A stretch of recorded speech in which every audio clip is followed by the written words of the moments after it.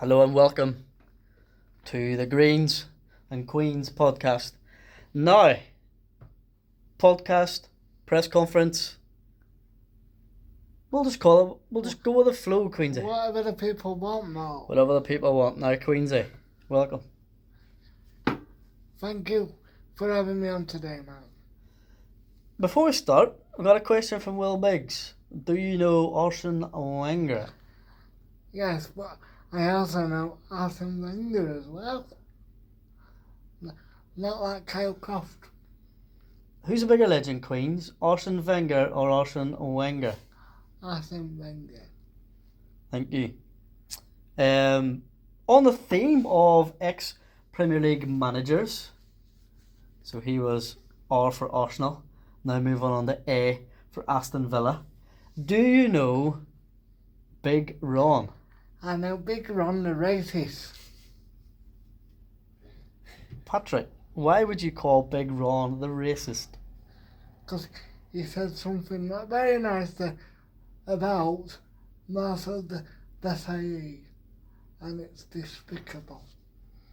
I think on the Greens and Queens podcast, we're a family show. We're not echoing and sentiments. No, we don't. Let bygones be bygones. And we'll not go any further. But yeah, Big Ron, character, Queens. Big Ron the racist. We've got the BIFA, so that's Ben International Football Association. We've got the SADOS, the Snooker and Darts Doncaster Organisational Society.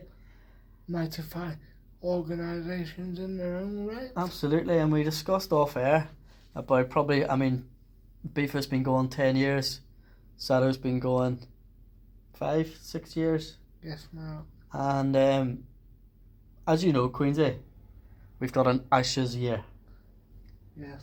And out of the Ashes came the Emma International Cricket Association, ICA for short. Yes. What's your thoughts been on the inaugural ICA Ashes, Queens? Well, it was very good for 4 tests, but as you know, Ashes last for 5 tests. We didn't get to make a prediction for last test, so and I'm not bothered about winning because I know I weren't going to win, so what's the point? It's just, if you're going to do something, let's keep it fair, and if you're going to do it, let's do it all the way through. Agreed, Patrick. In Emma's defence, she was at a wedding. She has sent an apology and said that she was preoccupied. I don't want to misquote her, but she was tied up, I think, was the terminology used. And I can understand why the predictor didn't happen. Should it have been on maybe yourself to maybe take the reins? Or at least maybe say to Emma, I'll do this, don't worry. Well, it's very funny you should say that, but not me specifically, but obviously someone else is capable. And I'd just like to make a point. We haven't seen the results, so we don't even know who's won. Okay, Patrick, you raised a lot of interesting things there.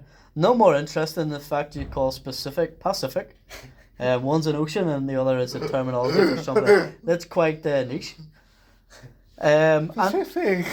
Specific, Patrick. This isn't the grammar correction podcast, so we'll let you away with it. Can you just elaborate on your point there about maybe transparency in the predictor? Don't get me wrong, I'm not bothered about winning because I know I ain't going to win, but I just feel like there's been some fixing going on. What makes you think that, Queensy? Because the organiser has apparently been aware. Won the predictor! What a surprise that is! I mean, Queensy, Ben won the BIFA. You know, that was... No problem with that, because we played that every week, without fail, every week. So you're saying just because she organised it, there was a fix that she won?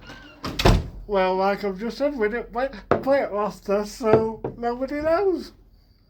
Now, like I say, Ben won the BIFA, fair enough. I've won probably 95% of the Shadows predictor. What would you have changed, maybe going forward 2.5 years for the 2025 test starting in Australia? What would you change moving forward? Well, for that last test, I've got no problem with Emma not being here, but she could have put someone else in charge, couldn't she? Yeah, maybe like a vice Ika. Yeah. So maybe that needs to be looked into for next time. I think I know the answer to this question, but I'm going to ask it anyway. Would you be prepared to be that stand-in for the Ika if Emma's not in, maybe on a wedding, for example? I can't stand, but I'd be prepared to look into it, yes. Absolutely. And I don't think the fact that Emma organised it had any way, shape or form for her winning it. Maybe just her cricket knowledge and expertise shone through Queensy. Would you agree? It just sounds a bit... I don't know, Mark. There's a bit of me what says it's a bit fishy when organiser decides she's won it. Because other people had a very good chance as well, so I think there might be other circumstances. Such as? A bit of rigging going on. How can you rig, Queens? How can you rig a 5-day test 4 days if it's rain affected? Because you can give yourself more points than you actually would if you see people's scores. Okay, but I'm sure we knew what MZ's score was. I don't think we did. That's troubling that you'd make such an accusation. What would you suggest going forward then, Queensy?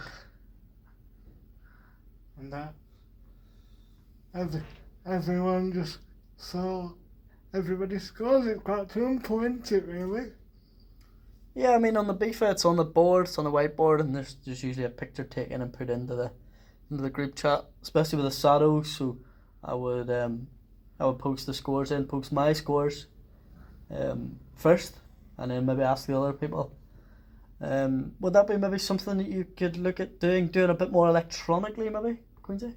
To forfeit or manage any potential claims of fixing or bias or cheating even, Patrick? Yeah, no problem with that, man. It's all about fair play for me, man. Absolutely, and we expect rigour in this. Queensy, I have enjoyed the Axis Predictor and the Shadows, and I like standing in for Ben when he's not here for the BIFA. I think it's a big year for BIFA and Shadows. I do, and I cannot wait, but I hope I haven't offended anyone in my accusations either, Mark. Now, what has troubled me slightly. The BIFA board was wiped clean and it's spotless, like literally. It'd be very hard to eat your dinner off it because it's vertical. But if that board was horizontal, you could eat your dinner off it, that's clean. And it's been like that for about 3 weeks. Now, I don't know if you know, because I don't know how much of a football fan you are, but the Women's World Cup is on. Yes. Now, one of the mandates that yourself and Eddie Turnpenny said about having more games, would there be opportunities to have BIFA all year round and incorporate the female Women's World Cup? Yes, Mark, but I don't know if you noticed, but the Women's World Cup is in Australia and New Zealand, so it's a bit awkward with the kick-off time, so they're not really helping us out with the kick-off times now. So I know BIFA's games are predominantly Saturday, Sunday. Yeah. And you do the predictor on a Friday. Yeah. Could you not do the predictor the day before?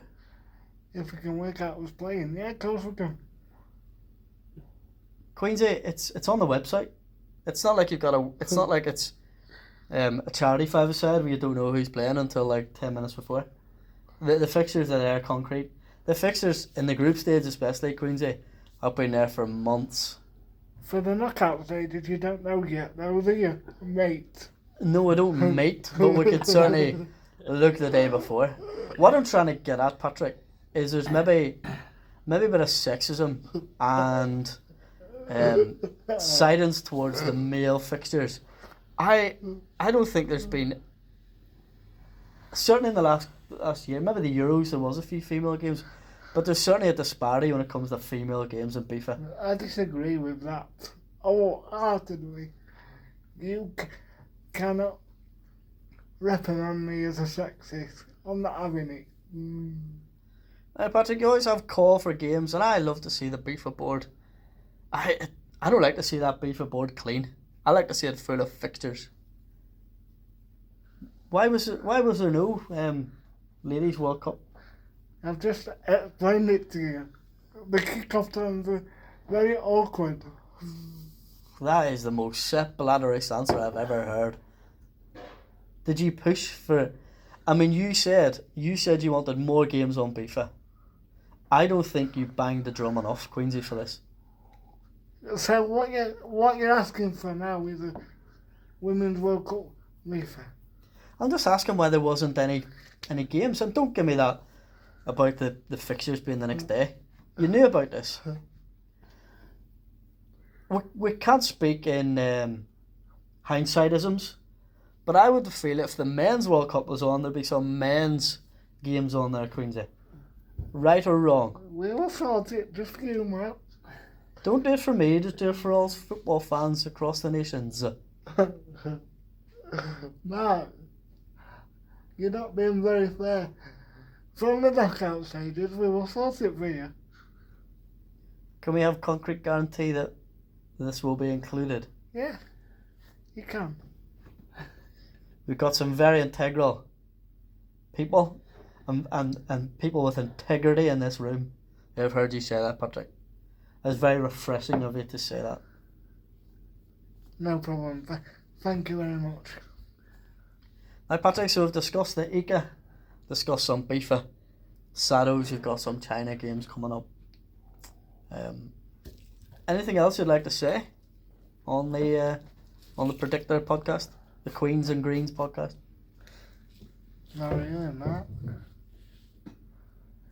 Just let the games begin. Absolutely. I think we covered all the journalistic questions. Eddie, have you got any questions? No, not for me. Not for me. Thank you. Well, I've enjoyed the first Greens and Queens podcast, and yeah. I'd like to say sorry if I've offended anybody. Patrick, this is what the open forum. We live in a world of free speech. But if you'd like to get in touch with any more questions or tell me anything, please do. Thank you. Back to the studio. The Greens and Queens podcast is proudly sponsored by Pat Queen's Butchers. Get yourself down to see the boys, Craig and Paul.